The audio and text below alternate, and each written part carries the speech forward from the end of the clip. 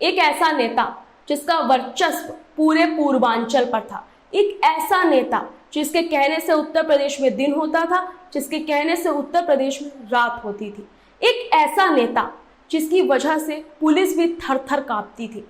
आखिर वो नेता का नामो निशान आखिर में मिट जाता है, वो नेता सलाखों के पीछे पहुंच जाता है और अब उस नेता के बारे में ज्यादा कोई नहीं जानता।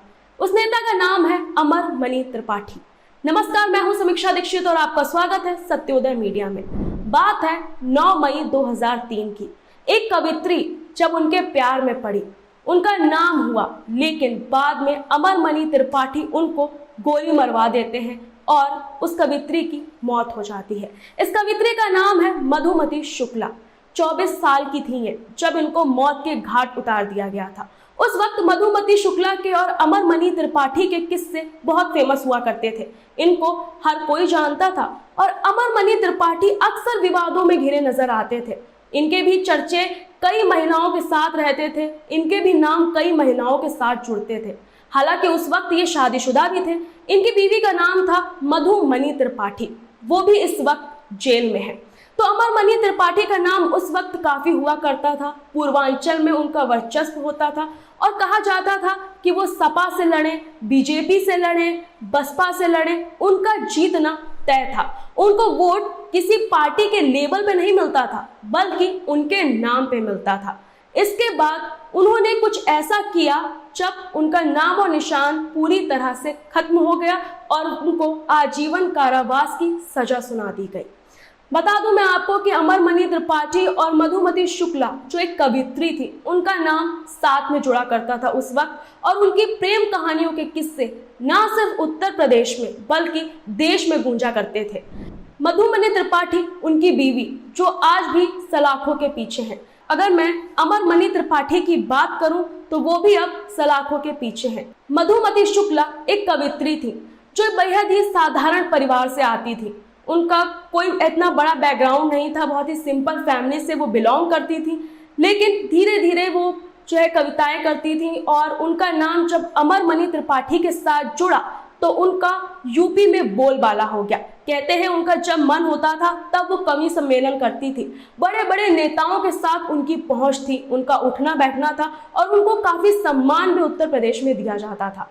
लेकिन एक वक्त ऐसा आया जब वो प्रेग्नेंट हो गई और उसके बाद अमर मणि त्रिपाठी के गुर्गों ने उनको मौत के घाट उतार दिया।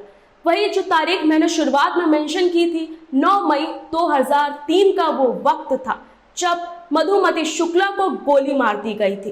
उस दिन मधुमती शुक्ला रोजाना जैसे हम अपने घर पे रहते हैं, आराम करते हैं, वही वो भी कर रही थी।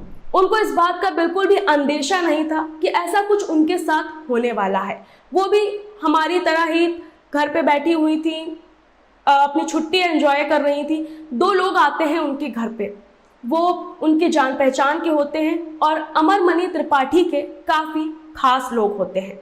उनके साथ बैठते हैं और एक उनमें से एक आदमी जो है वो चाय बनाने जाता है मधुमती शुक्ला के लिए। वो दोनों चाय बनाकर रखते हैं, चाय वो पीने ही जा रही होती है कि उसी वक्त वो दोनों लोग अपनी बंदूक निकालते हैं और मधुमती शुक्ला को उनके बेडरूम में गोली मार देते हैं। उनकी मौत तुरंत ही हो जाती है, खून की छींटें इधर उधर मिलती हैं। पुलिस जांच करने आती है और कहा जाता है कि अमर मणि त्रिपाठी का उस वक्त इतना दबदबा था कि पुलिस भी जांच सही से नहीं कर रही थी। यहाँ तक कि CBCID ने भी उस वक्त सही से जांच नहीं कर रही थी क्योंकि इतना दबदबा माना जाता था, जैसा कि मैंने आपको शुरुआत में बताया था। और उस वक्त सरकार मायावती की थी। कहा तो ये भी जाता है कि मायावती ने मधुमती शुक्ला के परिवार से कहा था कि आगे जांच CBI को या किसी अन्य जो है को जांच तब दी जाएगी जब उनका परिवार प्रदर्शन करेगा। मधुमती शुक्ला के परिवार को प्रदर्शन करना पड़ेगा और उनको मांग करनी पड़ेगी केंद्र सरकार से कि वो CBI का गठन करे और इस मामले की जांच करवाए। इस तरीके की कई कहानियां उनके मर्डर को लेकर आती हैं, लेकिन मधुमती शुक्ला की जांच के लिए फिर CBCID कुछ भी नहीं कर पाती है। फिर CBI का गठन किया जाता है। CBI मामले की जांच सिलसिलेवार तरीके से करती है, जिसमें अमर मणि त्रिपाठी, उनकी बीवी मधुमनी त्रिपाठी को दोषी करार दिया जाता है और उनको देहरादून की फास्ट ट्रैक कोर्ट आजीवन कारावास की सजा सुना देती है। कहा जाता है कि उनके बेटे की भी कहानियां कुछ ऐसी ही हैं। उनका बेटा अमन मणि त्रिपाठी, उसकी शादी अभी कुछ वक्त पहले ही हुई थी। वो अपनी बीवी के साथ कहीं घूमने जा रहा था और अचानक से दोनों का एक्सीडेंट हो गया, जिसमें अमन मणि त्रिपाठी को मामूली सी ही खरोंची आई, लेकिन उनकी बीवी की मौत हो गई। इतनी ज्यादा गंभीर चोटी थी। तो कई लोग इस पर भी सवाल उठाते हैं कि क्या अमन मणि त्रिपाठी अपने ही पिता के नक्शे कदम पर चल रहे हैं? क्या उन्होंने भी अपनी बीवी को जानबूझकर मौत के घाट उतार दिया? और मैं आपको बता दूं कि उत्तर प्रदेश के इस कांड पर एक वेब सीरीज भी बनी है जो डिस्कवरी प्लस इंडिया पर है, और डिस्कवरी प्लस इंडिया ऐसा दावा करता है कि ये डॉक्यूमेंट्री जो है ये बिल्कुल जो कुछ भी उस वक्त घटा उसी पर आधारित है। तो मैं आपको बता देती हूँ कि इस डॉक्यूमेंट्री का नाम क्या है। आप चाहें तो उसको डिस्कवरी प्लस इंडिया पर देख सकते हैं। इस डॉक्यूमेंट्री का नाम है sex politics murder a love story.